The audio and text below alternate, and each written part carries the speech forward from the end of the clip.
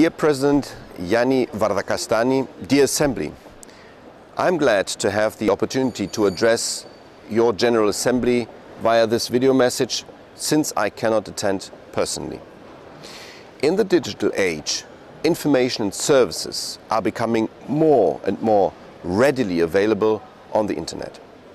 The quantity of public and private sector websites is growing rapidly every day. I have the honor to be the rapporteur of the European Parliament on the Commission's proposal on the European Directive for Web Accessibility. On 25th of April, I initiated a demonstration on web accessibility in the Committee for Internal Market and Consumer Protection. Among the speakers were Rodolfo Catani, your board member in the EDF, Joanna Maria Gerzu, she's the Lara Guide Dogs School head, and Ask Löfbjerg Abildgaard, the rapporteur of the European Economic and Social Committee on the dossier. They provided us with amazing insights and expertise on web accessibility and made us parliamentarians understand what web accessibility really means for people with disabilities and how difficult it is. The barrier to information is the first and most difficult barrier to overcome for every citizen. Most people take access to information and services for granted.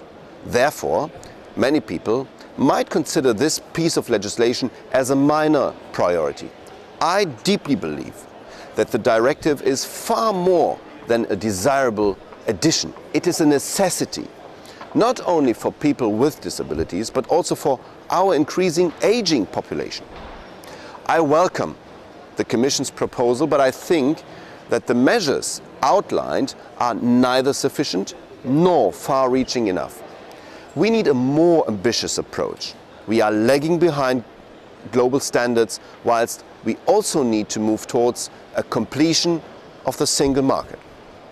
Therefore, we must not only tackle restrictive services, we must broaden the scope to all public sector bodies' websites and strive for a gradual implementation by 2020.